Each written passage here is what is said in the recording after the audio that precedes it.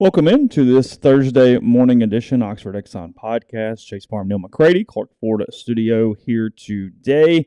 We will feature an interview with Trey Wallace today, Outkick.com. He talked to Lane Kiffin, wrote a story on a kinder, gentler Lane Kiffin, a change in his life, if you will, as he is in another year here in Oxford. So we'll talk to him about that. If you haven't read that, obviously that'd be good source material for the interview. That again at Outkick.com for that.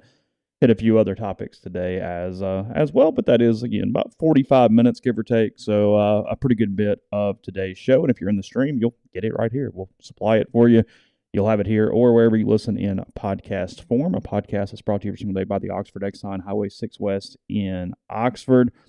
The Blue Sky location here. They can take care of dinner tonight, ribs, plenty of other options in the hot case, sides, desserts, and more. Remember, if you want the ribs, they will wrap them up and have them ready to go. If you want to call ahead, make it as easy as possible on you, wet or dry, to take care of dinner tonight. Lunch specials, $5.69, two sides bread, 32-ounce drinks.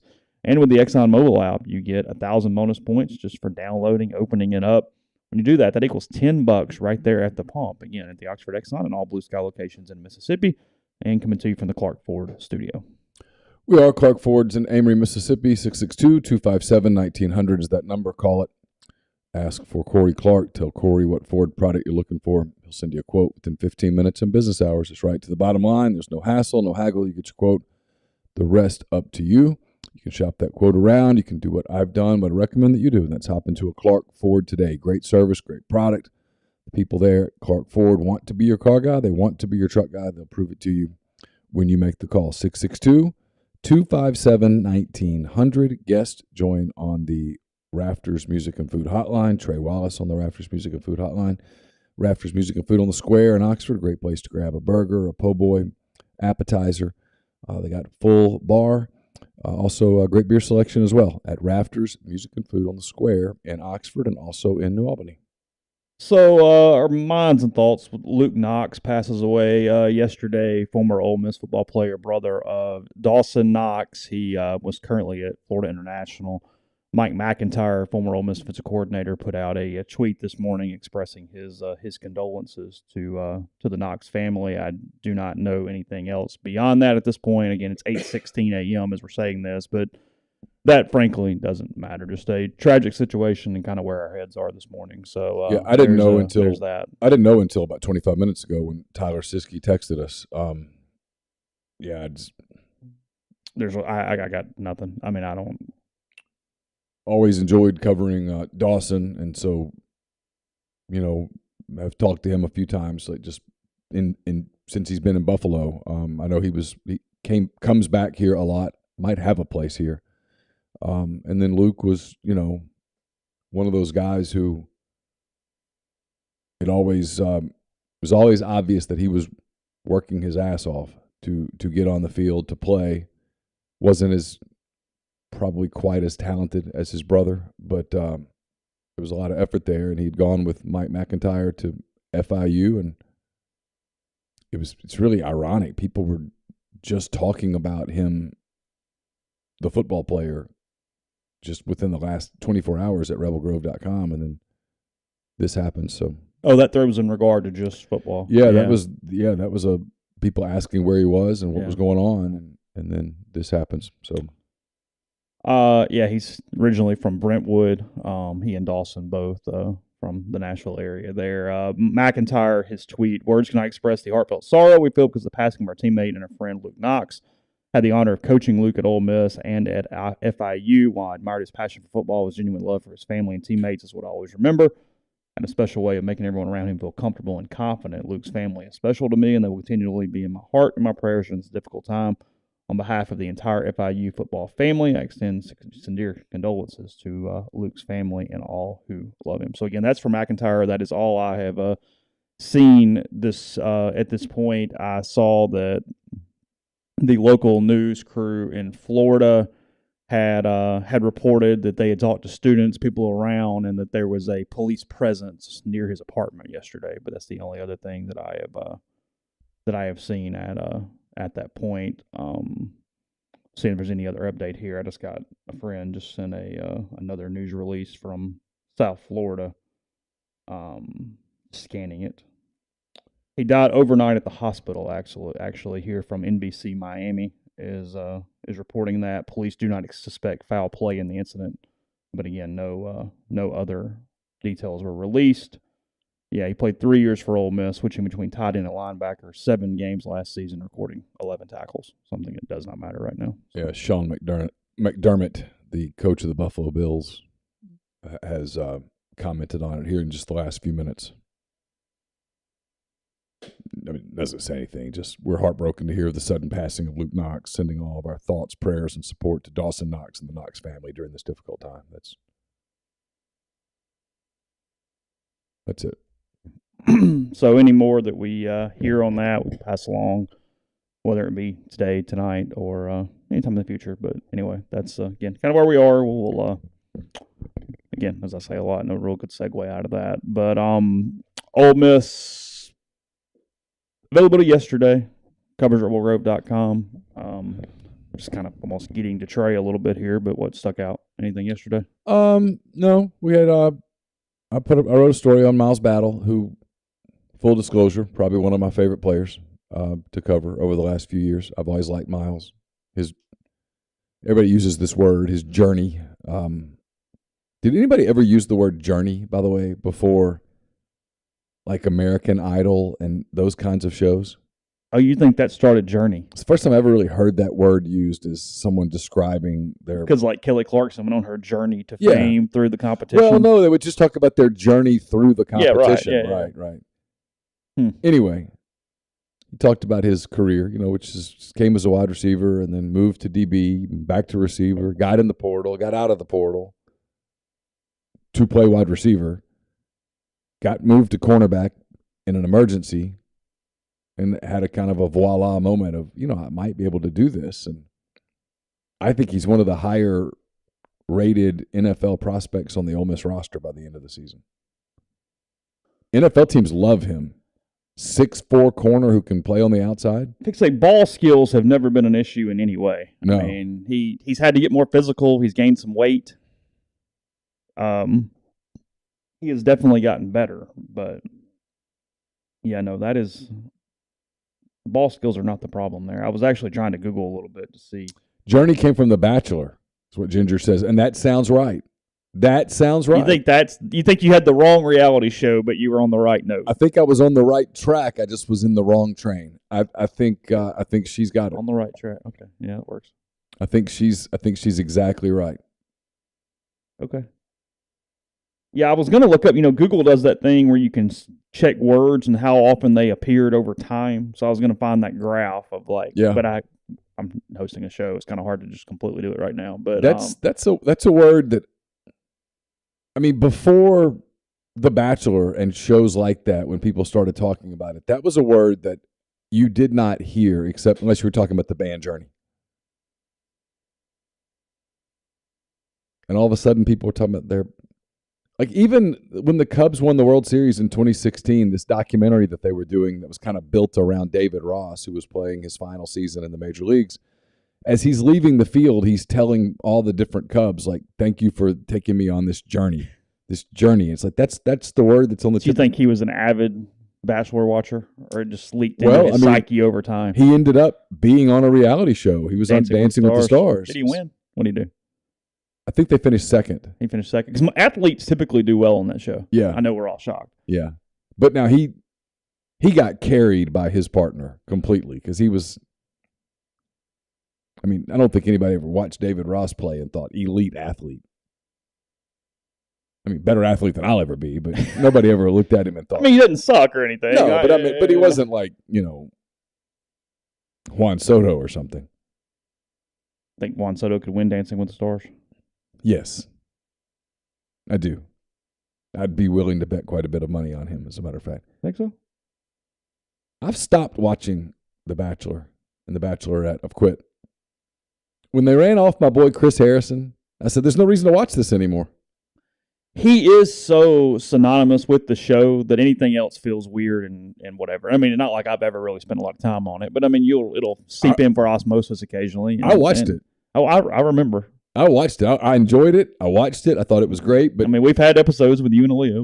We've done that. But when Chris would stand up there when it was obvious, everyone knew we were down to the final rose of the evening, and yet he could deliver that line in a way that you're like, oh, this is going to be a big moment. Every time, always delivered. And they fired him. They fired him for all the wrong reasons. He didn't do anything wrong. He just did nothing wrong. What's he doing now? Hopefully he's counting his settlement money. Yeah, I don't know what's Chris on some beach somewhere. That's what I hope. I hope he's doing well. No reason to dislike Chris Harrison. Seems decent enough. Yeah. 2 bachelorettes. Whatever. He moved to Texas and deleted his Instagram account, or at least wiped it, and then his first post wasn't for a while until he announced his engagement to Lauren Zima in October 2021. Oh, well, good for him. So, good for him. That's all I got. That's good. I'm glad he's doing well. Sounds like he's happy. You think he's doing well? He's like a lot of people. They get sick of all the crap and they move to Texas. That is a popular thing. Well, I mean, I was listening to, so the last day or so, I've been listening to Joe Rogan and Seth Dillon. Okay. Seth Dillon, for those who don't know, is Babylon Bee. Yeah. And it has been one of the most fascinating, enlightening, affirming conversations that I've heard in a long time. It's common sense. 2 people who just have a lot of common sense. Which is something that is absolutely lacking in today's society. And if you think that's a political comment, I don't know what to tell you. Our first segment of the day has featured the bingo card of The Bachelor, the Babylon Bee, Chris Harrison, and now Joe Rogan. We've hit that all in the first 14 minutes of the show. But you're right. No. Seth Dillon's funniest thing is about 75 predictions that the Babylon Bee, which is a satirical outlet, have made that have come true. 75, and some of them are astounding. I mean, they are astounding. The Simpsons doesn't even hit at that kind of rate. I mean, The Simpsons hits a pretty high average, but it is remarkable how good it is. Did we get off top? I don't know. Was there more football? I don't know what we're doing. Was there more there? We talked to Kentrell Bullock. I'll write about it this weekend. We talked to Damon Clowney, although someone said that he goes by Demon Clowney. Yet when they introduced him yesterday, they said questions for Damon, and so I was confused. Because we had just been told, hey, he goes by Demon now. Now or always? Have we always screwed it up? Well, I don't know. And so I was like, okay, so it's Demon, which is fine, whatever. You pronounce your name. I mean, everybody mispronounces my name. They always go McCready. I'm like, no, it's McCready. And I've quit even I just go by both, whatever. It doesn't matter anymore. But I was like, okay, well, I'll call him Demon. And then they said, hey, questions for Damon. And I was like, and the first person asked a question, hey, Damon, whatever. And he answered to it, obviously. He didn't say it's Demon. Which, by the way, if I correct somebody on the pronunciation of my name, am I being a jerk? Because I was told that I'm being a jerk if I correct. I did a radio show. And before I did a radio show fairly recently. I don't remember where. And before we went on, they said, hey, thanks for your time, Mr. McCready. And I said, it's McCready. Just so you tell them it's McCready.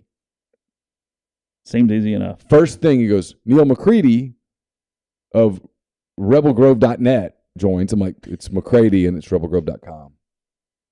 And I got some feedback that I was being a jerk.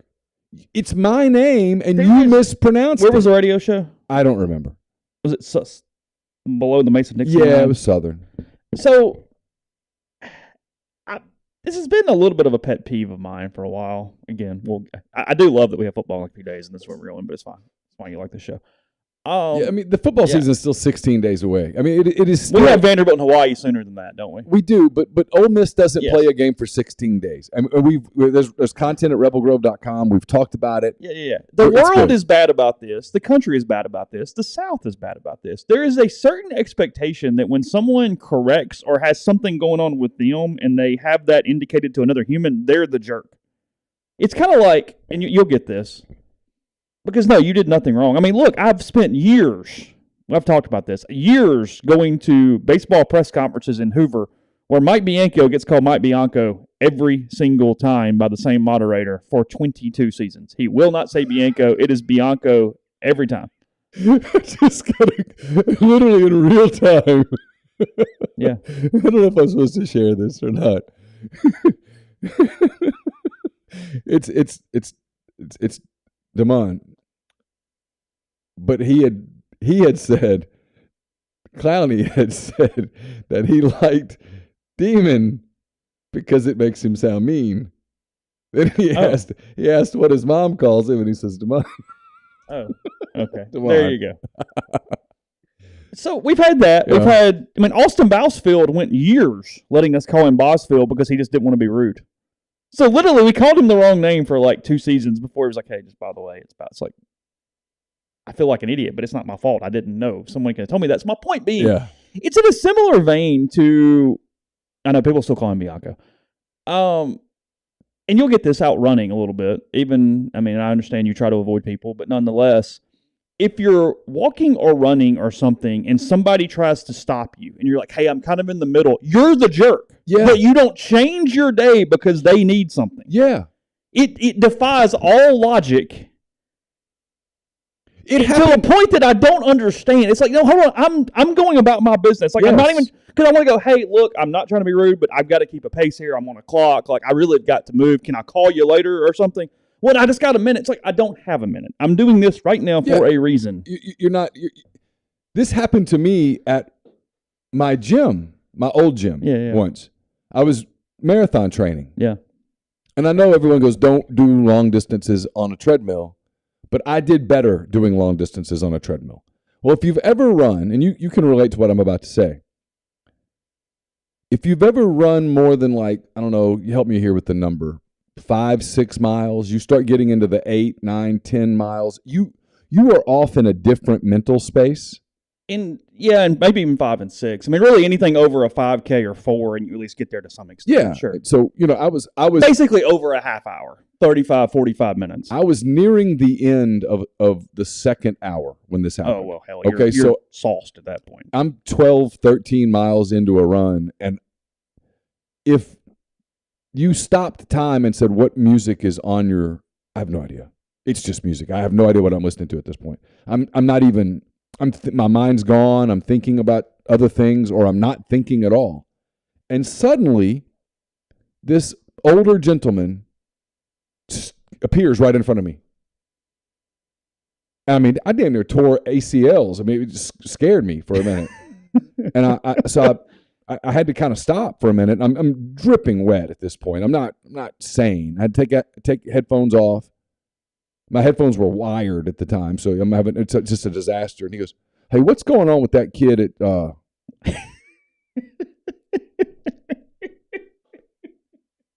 And I went, "Are you serious?" No. And I just started running again. Starts a thread, either on Twitter or on the board, about what an ass I am. No, you're in the wrong. You are completely in the wrong. Not me, you. You are completely in the wrong. But I'm supposed to feel bad that I didn't stop. Because, you're going, and if you stop for 4 or 5 minutes, you're not going to get started again. Well, we all know Southern conversations don't end in 15 seconds. Yeah, I must have said, I don't know, I don't care. And that made me the bad guy. No, you're the bad guy. You're the bad guy. It's in the same vein. If you do anything that doesn't allow for somebody to just be incorrect or wrong, then it's your fault. You should not interfere with their wrongness in any way at that point. Yeah, it's a rule. Yeah, and so when we first moved here, my mom would help with the kids in carpool. We talked about carpool yesterday, and they would say, Campbell McCready? And she would roll down the window and say, it's McCready. Would she really? Yeah, and then people would be like, your mom's kind of mean. And I'm like, well, she's right. She's trying to tell you to pronounce the name correctly. She's in the second grade. She might be here a while. We might want to establish that her last name is McCready, not McCready. No, that's just me. You're mean. Get it right. It's not that hard. It's not that hard. It's not. It's not that hard. And if you want me to be on your radio show and give you 20 minutes of my time that I get nothing for, well, the least you can do is get my name correct. I don't think that's too much to ask. That's all. I don't think that's an unfair request. It's right what percentage of the time? Pretty high, right? My name? Yeah. Oh, no. Really? People get it right 15%. No, there are people who've known me for years who still say McCready. Really? Yeah. And I don't understand that. But when I've told you this, if I'm waiting at a restaurant and I have to give my name, I always give Chase, not Parham. Because they're going to yell out Parham for 4, and I'm like, it just grates on my nerves. So I'm like, no, I will say Chase. I do the same thing. I say Neal. Yeah, I know most people give their last name, but I'm like, I'm same way. And it's not like my name's Mike, where so okay, yeah, it's probably only one of us. I mean, I feel pretty good about that. Did you see this? If you're curious, I'm inserting the things later because of Trey, so I'm just going. See this, I guess, from Thamel. Yes, yesterday. Yeah. So this is the great trial balloon. Go ahead. Yeah, the 11 college presidents and chancellors who make up the CFP's board of managers met via Zoom on Monday and began a discussion that could reshape the future of college sports. Sources told ESPN that they discussed the possibility of restructuring how college football is governed, with the idea presented of major college football potentially being governed outside of the NCAA.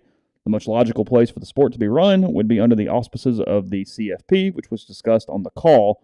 They currently oversee the sport's postseason playoff and has contractual ties to other marquee postseason bowl games. Sources caution that these discussions are in early stages, but could be the first steps of a complicated process that would resemble a marathon. They added the group spoke about the idea for only about 5 minutes, but it was raised as something the group should think more about down the line. Yeah, Thamel just didn't write this for his own health. No, this felt like a trial balloon being floated yesterday to create conversations so that they can get a gauge on how the public feels, how coaches feel, how administrators feel. How do you separate football from everything else? Now that how does that done? Basketball too, or just football? Haven't we tried that before? Back in when I was a kid, there was the CFA, College Football of America, or whatever. Really? Yeah, and they that didn't appear to work. I don't. Is it, hey, football makes the money, so we're going to separate it, and we can go back and treat the other sports like amateurs? So everything else stays as is, and then I don't know. And then we set rules that actually make sense. I don't know. The College Football Association was a group formed by many of the American colleges with top-level college football programs in order to negotiate contracts with TV networks to televise football games. Formed in 1977 by 63 schools from most of the major conferences and selected schools whose football programs were independent of any conference. They would eventually negotiate their own separate TV deals, reducing the importance of the CFA, and it shut down in 1997. God, it had a shelf life there. So 77 to 97 to some regard. Yeah, so 20, 21 years. I don't know. I don't know how you do all of that. I know that I think there is a sense that what is happening right now simply isn't healthy, doesn't work. By the way, the Big Ten and Pac-8 did not join the CFA back in the day. Is that right? They avoided it, yeah. And so there appears to just be a search for some sort of a fix. Something. And I appear to be in the minority that while I understand the frustration that people have with what's going on, I don't know that it's fixable. I don't know that you can I just don't think you can put the genie back in the bottle. I just don't think she's going to go.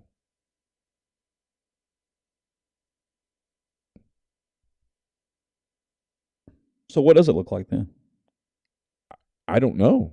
I mean, I think we're just in this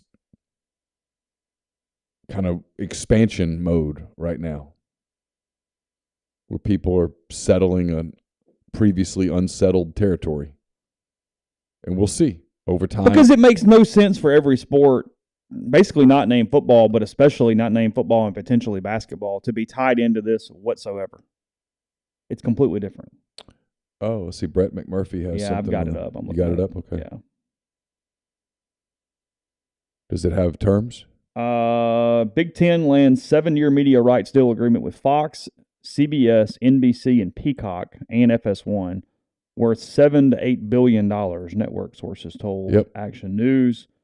Contract escalators may increase value to nearly $10 billion. So big is, quote, not done expanding. Sources said.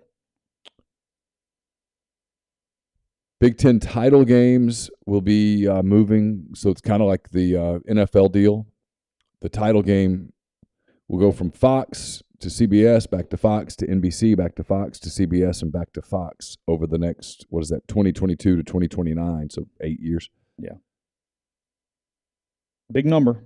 Good number for the SEC to play off of here soon, whenever that gets to be time. Yeah. Contract escalators may increase value to nearly $10 billion, so Big Ten is not done expanding, sources said. Yep. It's interesting. So more than $1 billion a year. Last month, Action Network, which is McMurphy, reported the Big Ten would expand beyond 16 schools and was targeting Notre Dame along with Oregon, Washington, Stanford, and Cal from the Pac-12. Those plans have not changed, sources said this week. Regardless of whether Notre Dame does join the Big Ten, the league still wants to add more Pac-12 schools to reduce potential travel concerns for USC and UCLA. The new media rights agreement are backloaded in part because CBS is limited on how many Big Ten games it can show in 2023, the final year of the SEC contract, of course. Can someone do the math for me here? My phone won't allow me to put that many zeros in. What is about 1.1 billion divided by 16? Because that's the per team mark there. 68 million. 68.7 million. Okay. Yeah. 1.1 billion divided by 16 is 68,750,000. So that's their 69 million. Basically. Yeah, that's their walk away. That's their minimum walk away each team. Yes. And it will grow. So $69 million per school per year just on the TV deal. Yeah, it says they'll get about $60 million per school in 23-24, and then the payouts will increase slightly in year 2 before drastically increasing in the final 5 years, growing to about $100 million per school, including revenue from the CFP bowl games and the NCAA basketball tournament. This is why the ACC can't survive.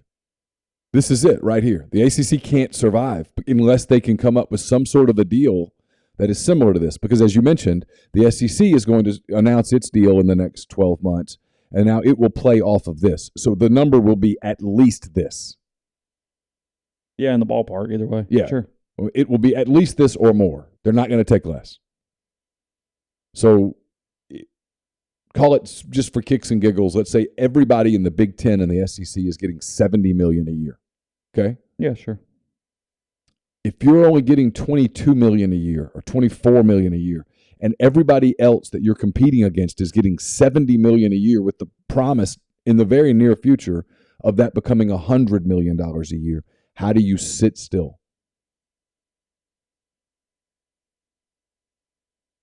If you're the schools that can get in one of those leagues, you just figure it out.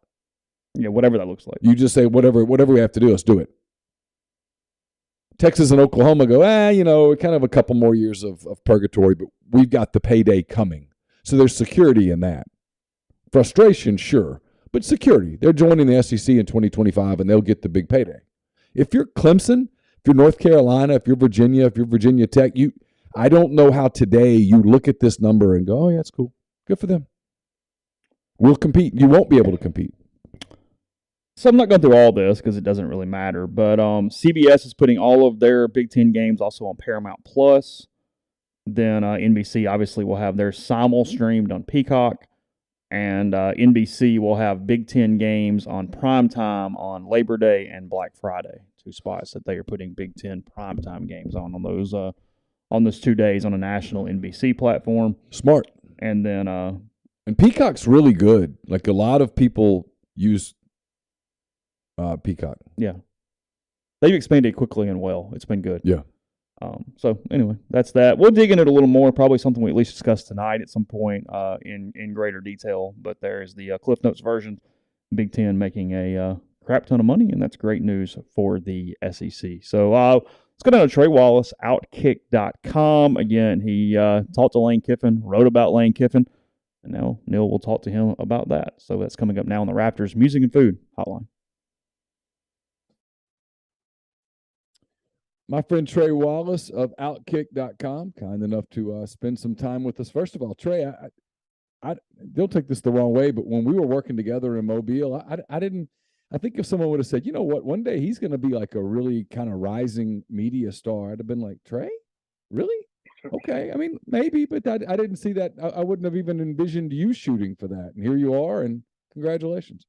It's fun, man. You know, going from intern with you and Taylor, and you know, just learning the business, I think, is the biggest thing. And I didn't know what I wanted to do, but I know when, you know, I started working at South, you know, under John Pelfrey and Joe Godfrey and all them, and I was like, you know what, like I want to do this journalism thing, and it worked out. I mean, we had some cool things going on in Mobile when we were both there. And then, you know, basketball was kind of the thing, you know, because they didn't have football. And then it kind of took off. And I look at you guys, I look at you and where you're at, and I look at Taylor and where he's at. And I'm like, okay, like that spot's where, you know, it's like, okay, I was with those guys early on and look how far they've come. Okay, I can do it too. That's kind of, you know, that's always been my thought, you know, in early in my career and where I'm at now.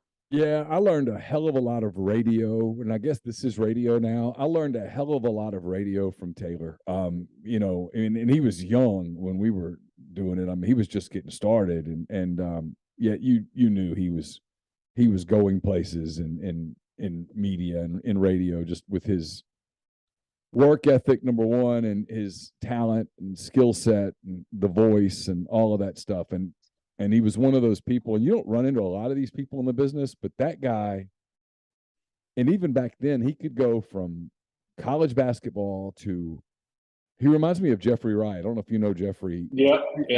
Jeffrey and Taylor remind me a lot of one another in that they can transition from college basketball to golf, back to college football, back to the NFL, back to NASCAR, whatever, just like boom, boom, boom. I always knew, I can't do that. Like I don't have the interest in all of those things to transition. I'm good enough, I think, to BS my way through a few topics real quick, but like those guys are almost encyclopedic with stuff, and it was always impressive. You know, it's funny, every time Taylor, you know, I live in Knoxville now, and covering the whole conference, it's easy to get around to different spots, but you know, whenever I know Taylor's going to be in town, or whenever I was on that beat, you know, 2 years ago for 4 years, and I knew he was calling the game, it was always, I knew that I was going to see him. And, you know, he'd bring me down into his booth where he's about to call the game. We'd talk for 20, 30 minutes. We'd share a big old hug. And the first thing we would say is, look at there, it's intern Trey. And it just, it's neat to have those relationships. And to be honest with you, if I'd thought 22 years ago, however long it's been, that I'd be in this spot talking with you about a topic, or even, you know, getting to talk with Taylor and hang out with Taylor whenever he's in Knoxville, man, I tell you, you're crazy. So the world does wild things, but we're here. So yeah, it's good. So I get asked all the time, hey, have you talked to Lane? Have you asked Lane about this? And I'm like, I keep trying to tell people, I'm like, look, I'm local media. It's not personal, but he just doesn't do local media. And so the other day at the press conference, I want to say it was Monday. I lose track of days. Monday, he got asked a question, you know, because Lane sometimes will put out these motivational things in the morning. And if I'm totally honest, I never pay any attention to them. I'm like, oh, whatever. And the coaches, they're retweets. Yeah, whatever. And he got asked about it, and he gave a fairly personal, borderline profound answer. And I led my notebook with it. I'm like, I didn't think I was going to be writing about this today, but this is what I'm writing about because it was the one interesting thing that he said. Midway through camp, it's kind of boring at this point. You're still kind of, your camp, it's not new anymore, and yet the season's still 2+ weeks away. So you're kind of just searching. And then I saw I guess the next morning, I saw where Outkick had gotten, I guess, Lane on the phone and gotten more details and really got some of the most profound football coach quotes I've ever read before. And I didn't know who it was at first. I reached out to one of your colleagues and I was like, no, it was Trey. And I was like, well, son of a bitch, I'm getting Trey. And so here we are. I guess take me through that conversation on Monday night. How did it come about, and how long did you guys talk, and what were your takeaways? The crazy part about it is, and I just put out a story here on when we're recording this, right before we record this, talking about how it got to that point of diving deeper into the story of how the story came about. And so it's crazy. So I was listening to the press conference when it happened, and it was funny. He said something about he curls up on a Sunday night and watches a Nicholas Sparks movie with his daughter and their 4 friends. And I was like, man, I would really like to know what movie he was watching that night. So and me and Lane had known each other for a while. I texted him. I said, hey, man, I didn't know if he was busy or not. I was like, hey, man, look, what was that movie you guys were watching? Like, I want to put together like something small, kind of interesting, taken away from what you said about motivational tweets and stuff like that. So you're like, what was the movie you're watching? And he told me it was The Longest Ride. And I was like, okay, well, I've seen that before with my girlfriend, so like I understand. So like honestly, I thought the conversation was going to kind of stop there. And I sent him another text, and I was like, you really opened up today. And I was like, I haven't seen that in a while out of you. I don't know if I've ever seen that out of you. And Neal, we just got to start talking, man. We exchanged messages, and he started going in depth on what he was talking. Because I asked him, I said, talking about changes and whatnot, like what are we talking about here? Like, I know that you were talking about there's been, the guy asked him about his weight and that he had lost some weight over the number of years. But I wanted to go a little further deeper. And, he started talking to me about, he started it as a 10-day challenge to not have bread, red meat, and alcohol. And it's turned in now 17 months. And he said to me, I'm such a competitor that I kept wanting to build off that 10 days. So I kept wanting to go further. And he said something too that I'm allowed to say, but I didn't put it in the story because I couldn't corroborate it with Matt Corral.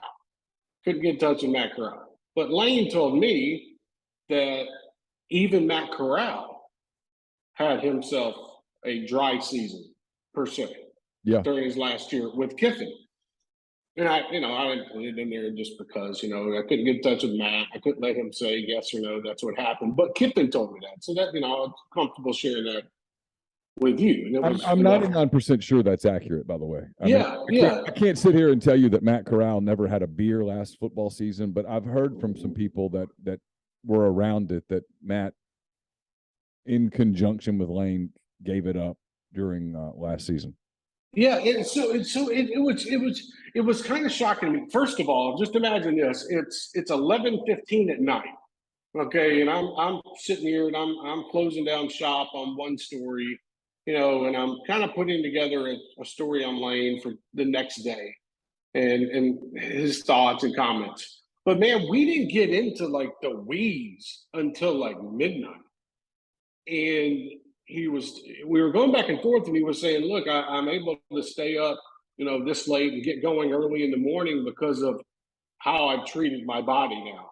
And the cleanse that I went on and, the spiritual journey, and one of the interesting parts was when he was bringing up Morgan Wallen. who, if you don't know who he is and you're listening to this, he's a country singer and he's pretty well known and whatever. And he was talking about his relationship. And this is not everything that I put in there, the story, but he was talking about his relationship with Morgan Wallen and talking about how much of an inspiration Wallen texts him and says he is for Kiffin, and then how Kiffin is for Morgan. And we started getting pretty deep into his spiritual. And by the way, I'm not joking around when I'm saying this, but I'm just going to lay it out there. Like, I covered Lane Kiffin for a long time. We've all heard the stories of Lane Kiffin. Here in Knoxville, if you say Lane Kiffin, half the people are like, well, we don't like him. Half the people are like, we'll take him back tomorrow. Fire Josh Heupel. And I would say even more than half would say bring Kiffin back, get rid of Heupel. So you've always kind of known him, but he's never really opened up to me like that before. He's never really opened up to a lot of people like that before. So it caught me off guard. And then we get to going, Neal, and man, we are still talking until 2:15 in the morning. And it's like, okay, this is pretty interesting in my world what he's talking about. And you know, he said, I want the world to know what's going on and how I think about this, because maybe it's going to help somebody else. Because you know this, Neal, like you're having a conversation with a coach or an offensive coordinator or a source, and a lot of that stuff doesn't get out. Most of it doesn't get out. Sure. But Kiffin was like, and I asked him straight up, I was like, hey, man, do you want this out? And he goes, yeah, I think it's going to motivate folks. I think if it motivates one person, let's get it out. Let's do it. And I'm like, okay, and we have to ask the question, is there anything you don't want in there? And you're like, well, no, we're good. And I want you to make sure that you let it be known that, you know what, I've been on this cleanse. I started it, but he did it because it's proving to the players that something can be done if you put your mind to it. That's what stood out to me, Neal. Well, and you know, people change. You know, one of the things that he said on Monday that it's not profound because it's just so true, but people don't like to talk about this, is that, you know, people go through stuff, whether it's in their with something that happens at work, whether it's something that happens in their marriage, whether it's something that happens with the child, with the parent. People go through stuff, and that stuff changes you, because you come out of the other side of that differently. And you know, he talked about this on Monday. He's been fired a couple of times. Obviously, the one that everyone talks about is USC, but he got fired from the Raiders too. You know, some people would argue that he got borderline fired at Alabama there a game early, but right, whatever. He's been through a divorce. He's lived across the country from his kids. You know, I would always watch him interact with Knox, his son. Yeah. You know, and you could tell that, I mean, Lane being around his children, it's different, like it is for anybody who's got kids for the most part. You know, and I'm sure that he's a human being. I'm sure that he missed his kids, and all of a sudden, for whatever reason, it's none of my business, nobody's business really, but his daughter Landry moved to Oxford for her senior year, and I'm just going to guess, I've never talked to Landry Kiffin.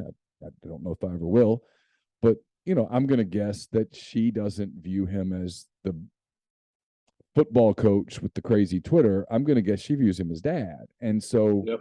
You know, all of a sudden he's got this daughter who moves here for her senior year, and she meets some of the other kids in town that are high school kids. I know one of the kids that she's good friends with, because that kid is a good friend with my youngest daughter. And so, you know, she's running around with those kids, and those kids are suddenly in the house, and he's meeting people from Oxford that he probably hadn't really met before. And I don't know, I've sensed that he feels a little more at home, that he feels a little more a part of the community beyond being the football coach. And, you know, he knows a few people now. And, you know, I think he's still kind of somewhat aloof or whatnot. But, you know, she's going to drag some personality out of him because he's dad, you know. And the Sunday night thing, like when I first heard it, I was like, he didn't really sit there and watch a Nicholas Sparks movie with his kids. But then I thought, yeah, he probably did, and I don't know. We've seen a more human side of him. And then the other thing is that, when he was at Tennessee, he was in his 30s. And I mean, he's not 250 yet, but he's getting there. And you change in those years as a man. I know I have. I'm a completely different person at 52 than I was at, say, 36. I'm just a different guy. And so I think that probably has happened to him as well. I think the biggest thing too is, like he was telling me is, his daughter has applied to go to Ole Miss.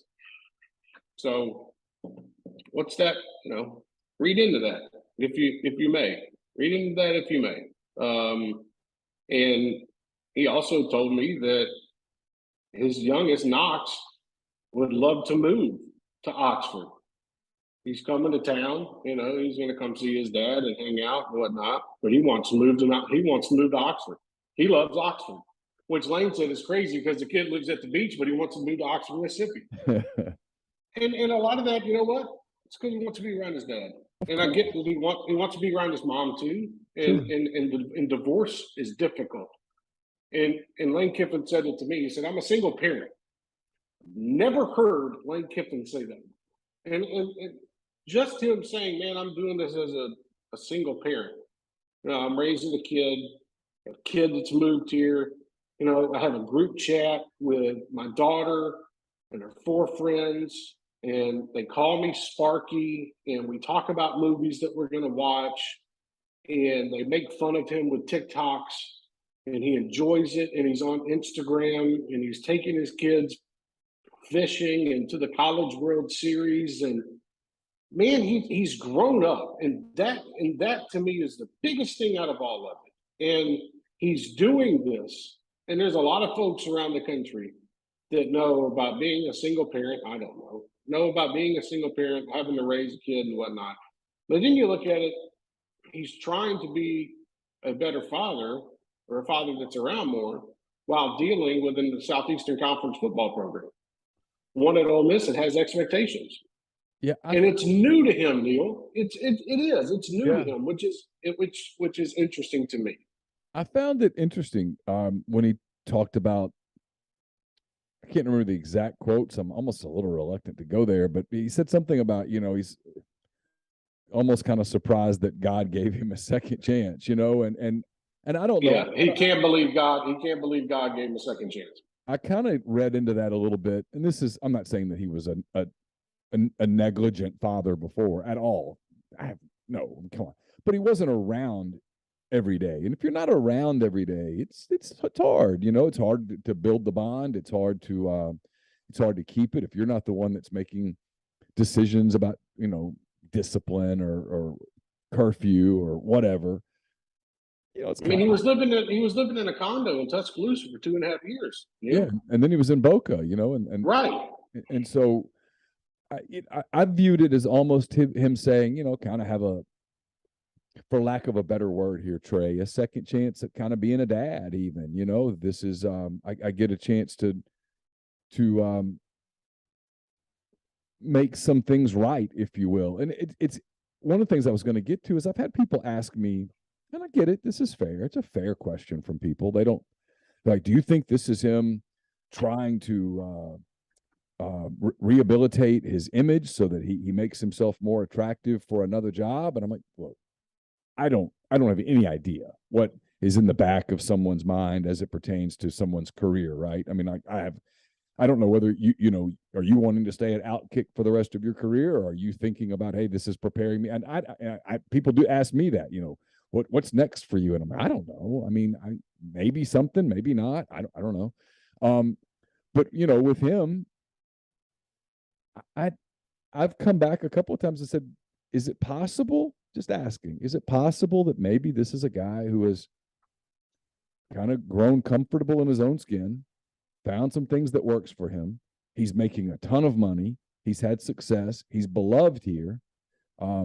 He's and yet Oxford's a place that will give you privacy, I think, if you want it, and so is it possible that maybe this is just genuine? That sure, is there possible that another job pops open and people look at him and go, I don't know that I would have hired FAU Lane Kiffin, but I see the guy at Ole Miss and he's grown up and matured, and I think he could take our program to another. Yeah, sure, that could happen.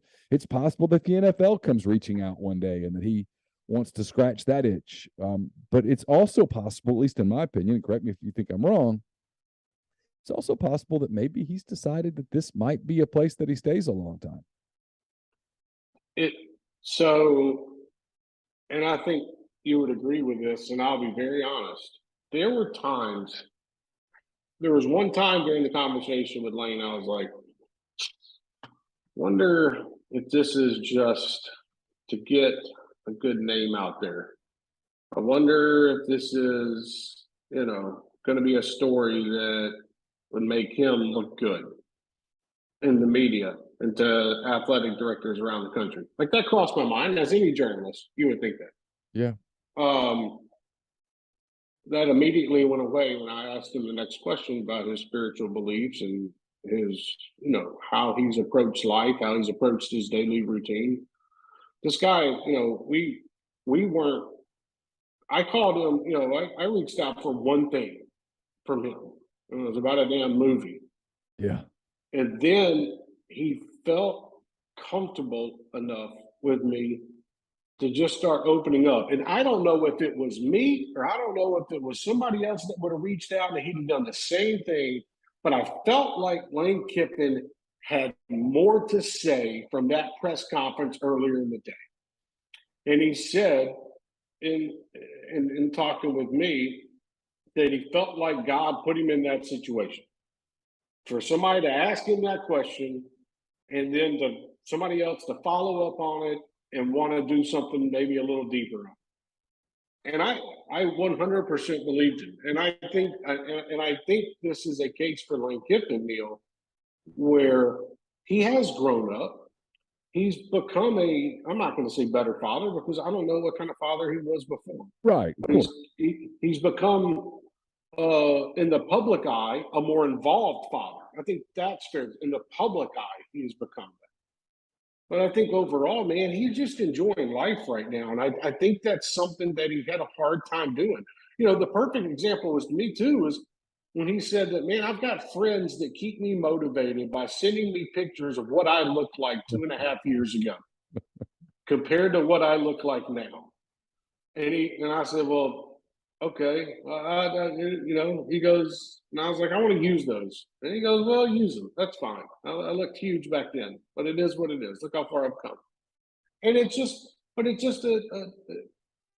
a man that had a lot of feelings. I mean, the guy. Okay, here's the funny part too. So we end our conversation at like 2:30 in the morning. I'm on the phone with my editor, putting the story together and whatnot. The guy texts me at 6:15 in the morning, talking about, he appreciates it and whatnot. And he didn't know what kind of story was coming out or anything like that, but he appreciates me listening and having a conversation. I just feel like this is a guy that Ole Miss can be proud of right now. Is he going to do the same antics on the sideline? Absolutely, because that's Lane Kiffin. That's how he is between those 60 minutes on the field. And that's fun, though.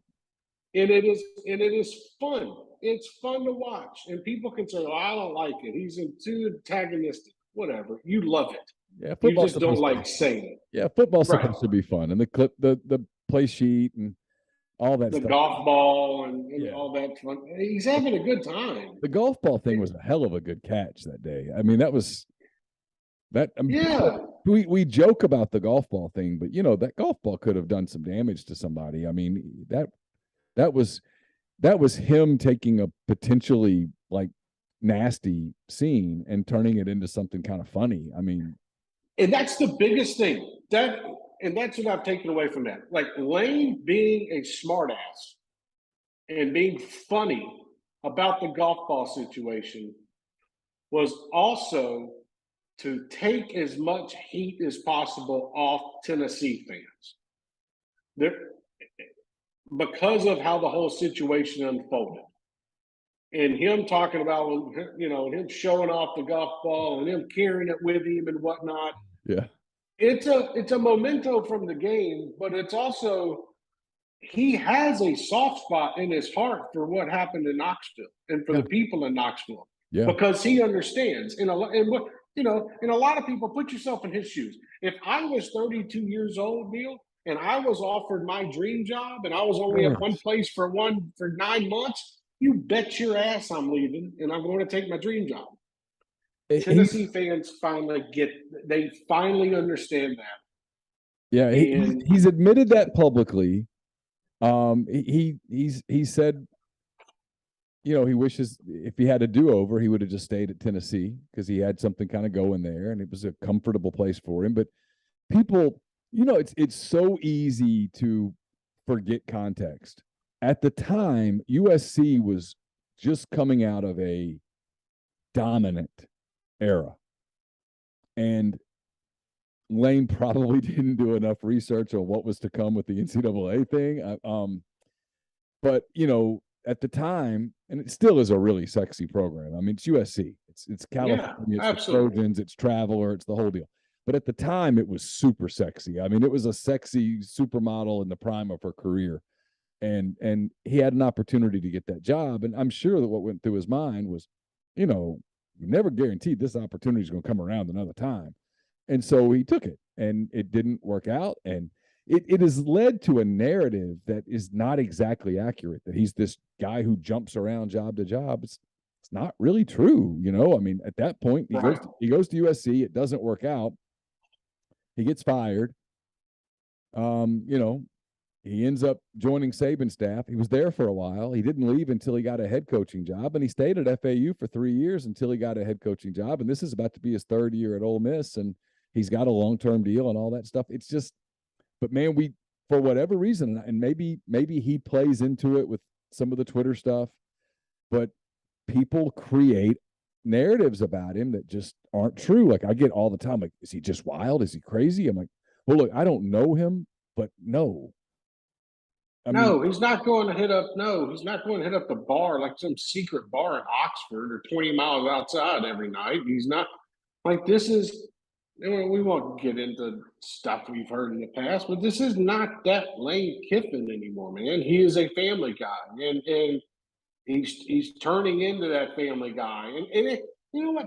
It's new to him as well. The fun part is I enjoyed talking with him and hearing him talk about his daughter and how things are new and how he's on Instagram and how his daughter wants him to be in TikTok videos all the time. And he's got a group text with these people. Like, this is all new to him. So he's enjoying it. And I think that's the coolest part. And the funny thing, he wrote it, he sent a text to me, and I'll share it with you guys because I used to write and cover Tennessee. And so he made a joke, and he said, who would have thought a Tennessee writer, a Tennessee singer, meaning Morgan Wallen, me, God, and no alcohol. and it shows you that he can have fun with himself, but also he's a serious guy too. And his demeanor's changed. Press conferences. I watch y'all's press conferences all the time. I listen to you ask him questions there in Oxford and others, and I feel like he is more subdued too as well. And he's becoming a veteran, in this league and in the coaching industry. And he started at a young age, man. I can't wait to see if he sticks around Ole Miss. I can't wait to see what they could do in Oxford over the next 5 to 6 years if he can just keep this thing rolling. Let me get your thoughts on just some SEC stuff. We're about 2 weeks away for everybody except Vanderbilt. They get rolling in a week. Yeah. And by the way, he's not the only guy that has can have a little guilty pleasure with the Nicholas Sparks movie. I mean, I know the people that act like, oh no, I'd never. Oh, stop. You watch it on TBS. Come on, stop it. The Notebook comes on, and you're like, what are you watching?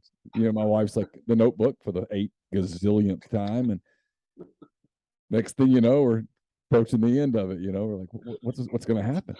You're 2.5 hours deep, and you're like, damn, how'd I get here? Yeah, I'm out of popcorn. We'll start with Ole Miss since we're talking about Ole Miss. What are your expectations for Ole Miss? It's funny, I've seen people say, man, I like Ole Miss as like a sleeper, and some people are like, man, I think they're the 5th or 6th best team in the West. There's like a wide, disparity of opinions as it pertains to what to expect from Ole Miss. Yeah, I like their backfield a lot. They had to replace a lot when it comes to rushing yards. But I think Zach Evans, and me and you have had a lot of conversations about Zach Evans in the past. I think he is a kid that can be spectacular for Ole Miss out of the backfield. And he's going to be able to, whoever the quarterback is, if it's Altmaier, if it's Jackson, whatever. I'm not here to make that decision, but I think that the offense is going to continue going at that high tempo. I think defensive wise, I think it'll be interesting to me how much pressure they can get on the quarterback, kind of with what they lost from last season, but also what they returned. So I think Ole Miss is a team that, besides breaking down every player and looking at whatnot like that, I think Ole Miss is a team. Can they win 10 games again or whatnot and get to a Sugar Bowl? And I think, it, in my opinion, it'd be hard to duplicate last season, but if he can get things rolling again, if he can get the offense going and scoring that many points and the defense kind of holds up, I think there's a chance you can get anywhere between those 8 to 10 wins. And it's only because the SEC West is still kind of up in the air to me. Like, I know it's Alabama, but what's after that? Like, what's A&M doing with their quarterbacks? How's Arkansas respond on defense? Like, LSU, Auburn. I mean, hell, I heard Zach Calzada was running third string the other day in Auburn's practice. Yeah, heard the same. I mean, there's just a lot of stuff going on that you don't know about the West, which would be a great opportunity for Ole Miss to kind of sneak up in there and maybe finish second, third. I have lots of people telling me we're sleeping on LSU, that they've got more talent than we're giving them credit for, that they're better at quarterback, they're much better at head coach, they're more organized. And yet I know how bad they were last season, and it's one of those things where you're part of you's like, yeah, it's LSU, and I get it. And a part of you's like, yeah, but they weren't very good a year ago, and I'm having a hard time with that. But I get all these people that say don't sleep on them. What do you hear? I feel like LSU, and we saw the whole Miles Brennan thing the other day. If they can figure out their quarterback situation, whether that be Nussmeier or Jaden Daniels, okay, fine. But this is still an LSU football team that struggled a lot on defense last year. Offensively, they just did not look like what you would think out of LSU. And I don't care who the coach is. One thing about LSU that we know is that they can line up and run the darn football. And I think that them not – maybe getting away is not the right word, but not having the success that they had, I don't know if I look at them as a sleeper or not, because – they're going to have to prove to me something when it comes to quarterback first, before you can be like, okay, well, this team might do something. This team could be dangerous. Like, I don't know how much LSU fans are going to be able to take away from that first game against Florida State, because I don't think Florida State's really any good. So to me, it's going to be interesting to see how they can establish a running game, and what does Brian Kelly's offense really look like in the Southeastern Conference. The team I'm really kind of watching early on, because Ole Miss plays them October 1st, is Kentucky. I think Ole Miss is going to be 4-0. They're I mean, I guess Georgia Tech could be a challenge, but I expect Ole Miss to be 4-0 and maybe a comfortable 4-0 when Kentucky comes to town. And frankly, I think Kentucky's going to beat Florida, and I think Kentucky's going to be 4-0 when they get here, and it's going to be a pretty big national game that people like you are spending a lot of time talking about. What do you expect? What do you hear about the Wildcats?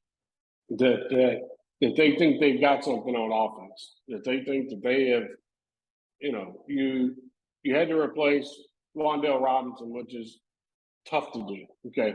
But you still have talent when it comes to that receiver position.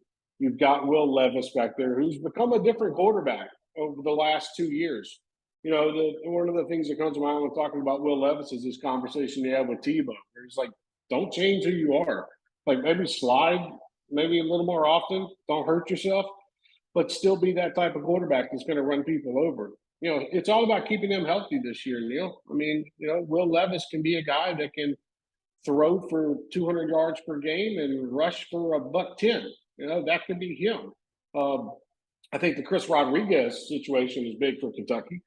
I think they're going to need him. I could see him missing a game or two. I find it very hard to believe that he won't be in the starting lineup when Kentucky plays in Gainesville week 2 of the season. But we'll see. We'll see what Mitch Barnhart and they decide at Kentucky. But Kentucky's got a lot of hype this year. And there's a lot of people looking at them that maybe they can be the team that knocks off Georgia at home. And I'm not saying that couldn't happen. I've seen crazier things in Kentucky, but it's a stretch right now. But I do believe that Kentucky, when they travel and they play Ole Miss, that's going to be 2 4-0 teams playing against each other, and it's going to be a prime game of that weekend. You buy this Texas A&M as number 6 in preseason polls and stuff? I mean, what have they proven to be number 6 in the polls? We don't know what Haynes King is going to look like coming off last season's injury. I know he's healthy, and they're saying he's healthy, and that's fine. But we also don't know if Max Johnson's going to be the starter. Do they flip the rotation? Here's one thing that Jimbo Fisher better have ready to go. Better have your backup quarterback ready to hop in there and be the starter immediately. We saw it last year. Haynes King goes down against Colorado. Their season's relied upon by Zach Calzada, who's now at Auburn.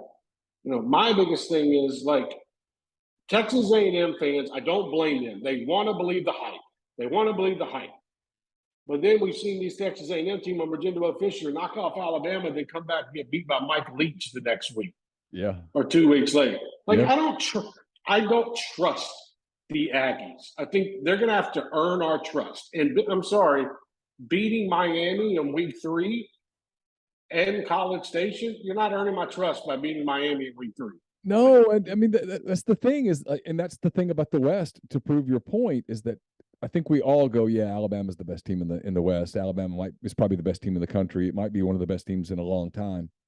But after that, it's like, okay, well, why is Texas A&M noticeably better than Ole Miss or LSU or Arkansas or, frankly, Mississippi State, who's beaten them a couple of times in a row?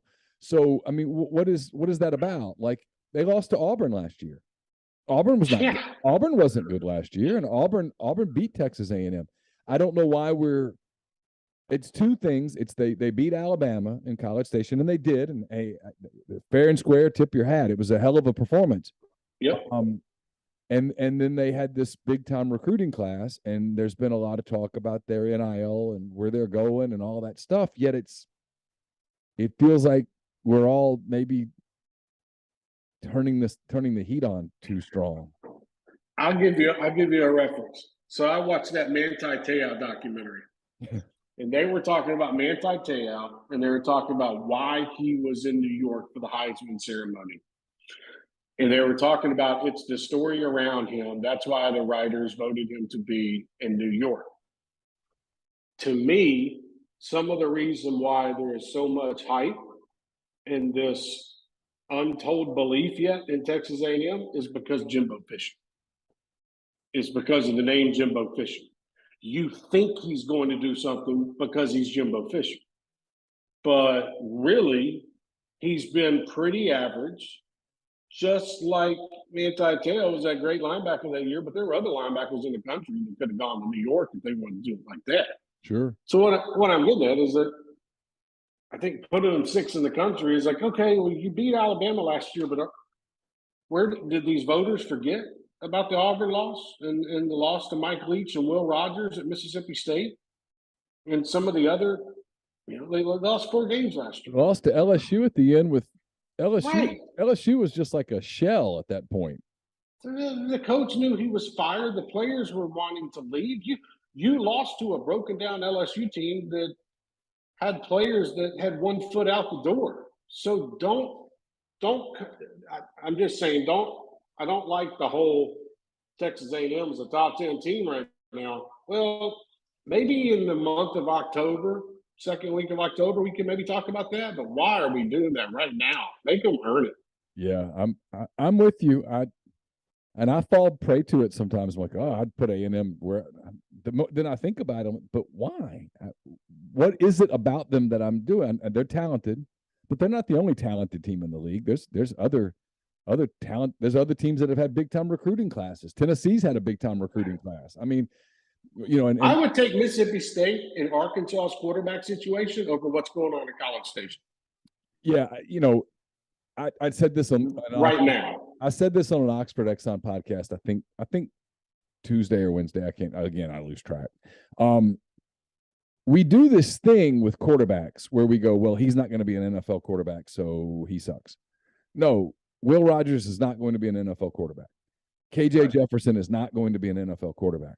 But both of those guys have been far more productive than a bunch of cats that we talk about in the league, including anybody that's at Texas A&M right now.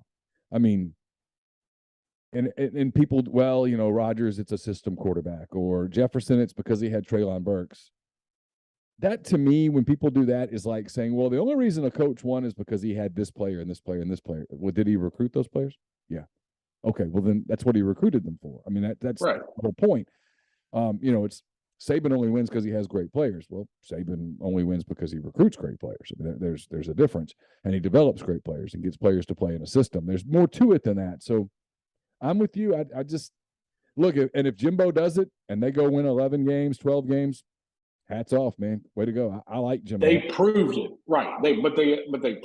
They proved they can go do it. I don't until they do it, I'm cynical. Right. Because I look at their schedule, and I mean, someone goes, you talk about Miami. Miami's got a really good quarterback. What if Miami wins that game? Then they got to go to Dallas to play that game against Arkansas that they play every year. And last year, Arkansas dominated that game. And I mean, I don't remember the game precisely, but if I recall correctly, if KJ doesn't make a kind of a bonehead play in the third quarter, that's a blowout. I mean, a blowout, a 30-point game. They came to Oxford, A&M did, and played an Ole Miss team that offensively was crippled by that point. Matt Corral could not barely get around, and Ben Brown, the offensive lineman, had been lost for the season. They were shuffling the line. Receivers were kind of hurt and banged up. They were really limited, and Ole Miss kind of dominated that game, and Ole Miss was not as good in the second half as they were the first half because of injuries. So I don't know. I'm just not ready to do it. But a lot of people put them at 6, and so we'll see. Have at it. I mean, just again, let's see what they do at quarterback in the month of September. Let's see what that quarterback looks like, and you know what? And then you can start making your projections on October and November. But to me, right now, they got a quarterback that has played a half a quarter, and they got Max Johnson, transfer from LSU, who's got a hell of an arm. It's kind of proven that at times. But he's got to prove that as a starter in the Southeastern Conference consistently. And I think that's one of the biggest things that's going on right now with A&M. Hey, last team, are we sleeping on Tennessee a little bit? I'm higher on Hendon Hooker than others. I've heard that Heupel is – I've talked to someone who's pretty connected in some football circles, that Heupel's a little concerned about what could come next year, that they could take a step back because they lose a lot. They'll be young next season, and he knows that people do the hype thing and then you fall off. And kind of where's that program under Josh Heupel right now? What do you expect out of that team?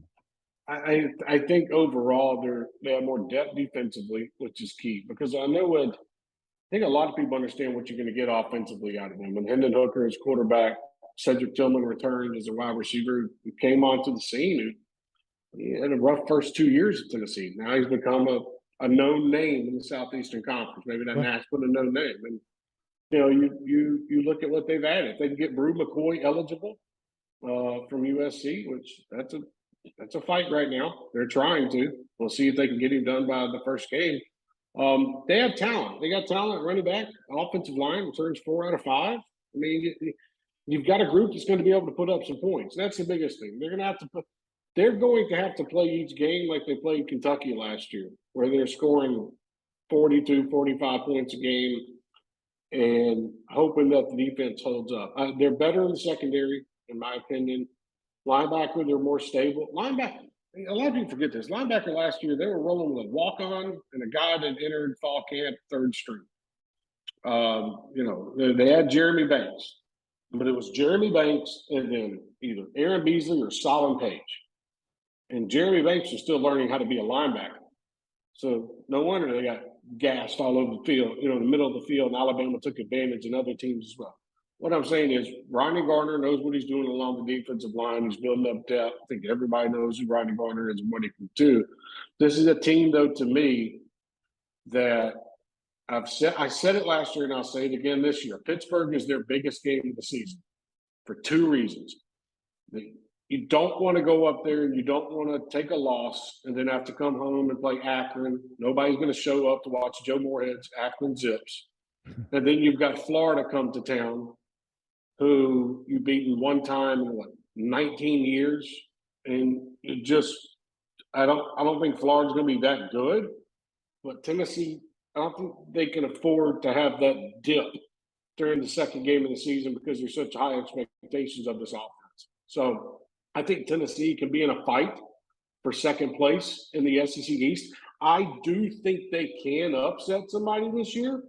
Now, what's that upset look like? Is it Georgia, Alabama, going on the road to Baton Rouge? It's always tough to play on the road in Baton Rouge. Do we call that an upset? But I do think they're going to win a game or two that surprises some folks. And they could also lose to Kentucky or, Florida because Anthony Richardson comes out and throws for 350 yards and rushes for $150.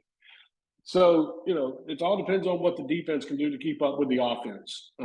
But I do think this is an 8 to 9 win team. I think they have that ability in them.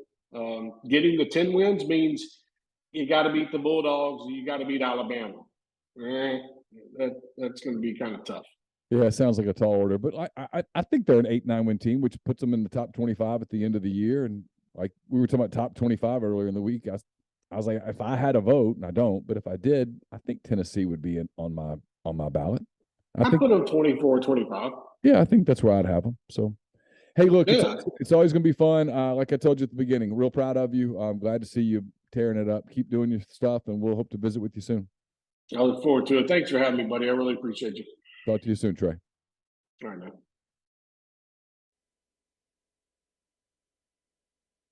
That was Trey Wallace. We recorded that yesterday afternoon. Thanks for 46 minutes of his time yesterday on here on the Rafters Music and Food Hotline. We'll tell you, if you're listening to this on podcast form, we'll be inserting some of our ads at some point. This one's not recorded because it's a new one. So A-Stock Auctions is a Nashville-based online auction company with the mission to provide customers the power to name their price. All items at A-Stock Auctions start at just $1. That's right. Every item starts at just $1. So shop now at astock.bid. That's ASTOCK.bid, or download their app. Name your price on thousands of items from big-name retailers. A-Stock Auctions has multiple locations around Nashville that offer local pickups, so don't miss out. Want it, bid it, win it. So I'll be back with you tonight. Again, hand raise, guys, around 7 o'clock start on that one. We'll take your calls. We'll see whatever you want to tell us talk about. We'll probably delve a little more into the TV Bright stuff as we get a chance to read some full articles on that. It looks like more, I guess, details are popping kind of as we talk and over the course of the last hour or so. So and there's a reaction out there to CBS. Yes. We'll talk about this tonight a lot, but look, CBS had one of the most lopsided deals. And kudos to them, right? Yes. One of the most lopsided TV deals in history. Yes. And when the SEC said, hey, it's time to show the money, they bailed. They bolted. Now, they put out the tweet this morning, hello Big Ten, with the dun, dun, dun, dun, dun, dun, the music that everyone knows is SEC. But it's theirs, and they're going to take it to the Big Ten, and I'm kind of like Matt Hayes. I love some petty.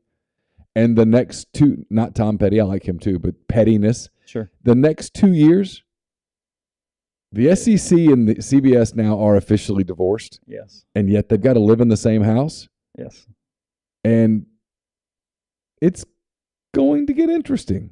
Yeah, we've got a War of the Roses situation plotting out here between these two parties over the course of the next 24 months. Makes good for a good podcast, obviously. So we'll follow that with interest and intrigue as it plays out. We'll talk about that tonight. We'll get. I think I'm going to get Tyler Siskey on tonight to talk about He was at Ole Miss's scrimmage the other day. It was what does he know?